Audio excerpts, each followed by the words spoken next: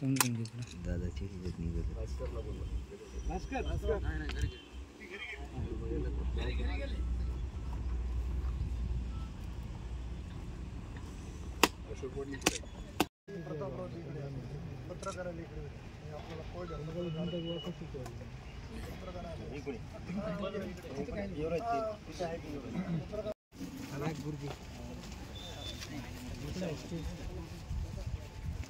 घरी नाही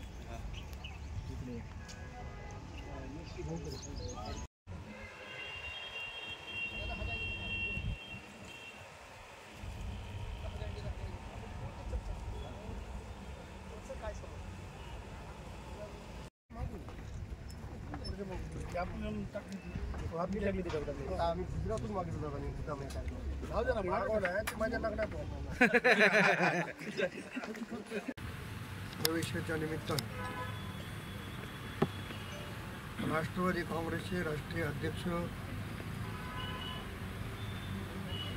आणि सतत 6 वेळेस या राज्याचे उपमुख्यमंत्री म्हणून ज्यांनी पदभार सांभाळत आहे ते आदरणीय अजितदादा पवार यांच्यासह प्रदेशाचे अध्यक्ष मान्य तटकरे साहेब,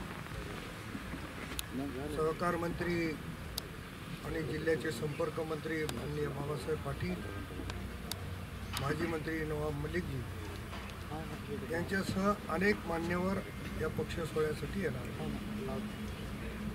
23 तारखेला आदरणीय दादांच्या उपस्थितीत दादांचा आणि त्यांच्या सर्व सहकाऱ्यांचा प्रवेश होता. त्यामध्ये माजी आमदार ओमप्रकाशजी पोपन्ना आहेत, सौभाग्यवती मिनलताई खिलगावकर आहेत आणि बाकी इतर पदाधिकारी हजारोच्या संख्येने प्रवेश करतील अशी शक्यता आहे. आता प्रवेशाच्या सोहळ्याचा कार्यक्रम अतिशय मोठ्या प्रमाणावर घेण्याची तयारी आहे. ती पूर्वतयारी पाहण्यासाठी आम्ही सगळे जण या ठिकाणी आलो आणि तयारी पाहत असतानाही आपल्याशी वार्तालाप व्हावं म्हणून आपल्याला या ठिकाणी बोलवलेलं आहे. साधारणतः 20,000च्या वर या ठिकाणी सभेला लोक उपस्थित राहतील. मोठ्या प्रमाणावर प्रवेशाचा कार्यक्रम होईल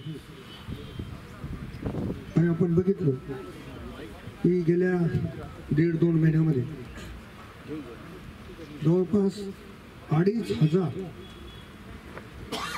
पदाधिकारी कार्यकर्त्यांनी राष्ट्रवादी काँग्रेसमध्ये प्रवेश केला. कोणी माजी मार्केट कमिटी असेल, पंचायत समिती, नगरपालिका, जिल्हा परिषद, माजी आमदार, विविध संघटनाचे असा मोठ्या प्रमाणावर प्रवेश झालेला आहे. आणि आता दादांच्या प्रवेशामुळं, कोकणराजीच्या प्रवेशामुळं, मिनलताईच्या प्रवेशामुळं त्याच्यामध्ये आणखी मोठी भर पडणार आहे आणि राष्ट्रवादी काँग्रेस जिल्ह्यामध्ये नंबर 1चा पक्ष होण्याला मला वाटते निश्चितपणानं मदत होईल. किंबहुना नंबर 1चा पक्ष राष्ट्रवादीच राहील.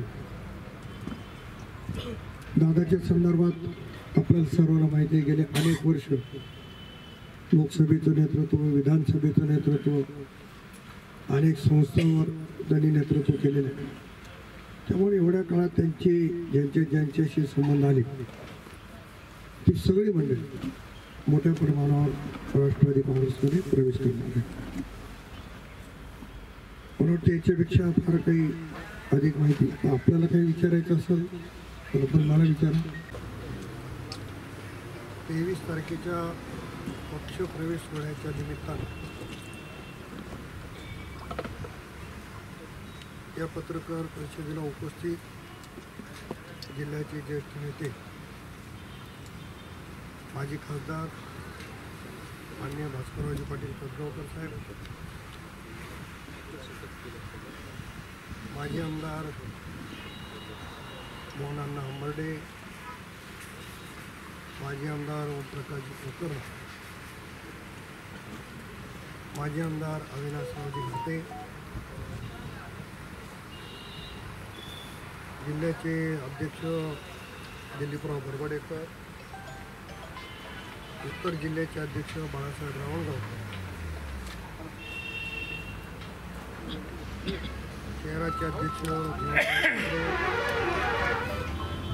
प्रदेशाचे सरचिटणीस प्रवीण पाटील चिखलीकर, प्रदेशाचे सरचिटणीस वसंतराव सुगाळे, अपंग आघाडीचे महाराष्ट्राचे संयोजक रामदास पाटील सुलतानकर, आमचे युवा शाखेचे स्वप्नील पाटील शेंगडे, नागोराव चिंचोले, बाळासाहेब पाटील कुटगावकर, अशोकराव पाटील मुगावकर, आमचे सहकारी भास्कररावजी भिलवंडे, राजू गंदुगुडे, नंदराज चिरोडे, श्रीकांत किराळकर, अशोकराव. काही दिवसापूर्वी अशोक चव्हाणांचं स्टेटमेंट आणि तुमचं स्टेटमेंट आलं होतं, तर येणाऱ्या आगामी काळात जिल्हा परिषद आणि नांदेड महानगरपालिका होऊ घालणार आहेत, त्या संदर्भानं आपली भूमिका राष्ट्रवादीची म्हणून काय राहणार आहे? मी असं कधी चुकीचं स्टेटमेंट केलेलं आहे असं मला वाटत नाही. महायुतीचे नेते 3 आहेत. आदरणीय देवेंद्र फडणवीस साहेब, आदरणीय एकनाथराव शिंदे साहेब आणि आदरणीय दादा. महायुतीच्या संदर्भातला निर्णय घेण्याचा अधिकार त्यांना आहे. खाली कोण बोलते याला फार महत्व नाही. आमचं महत्व वाढून घ्यायसाठी आम्ही काही बोललो तर त्याला काय अर्थ बोलणार नाही. म्हणून मी असं बोललो की महायुती जे निर्णय घेईल ते आम्हाला बंधनकारक राहील, पण कोणाची इच्छा असेलच मैदानात यायची तर आम्ही कमी नाही असं बोललो होतो. पण महायुतीच्या निर्णयाला आम्ही बांधील.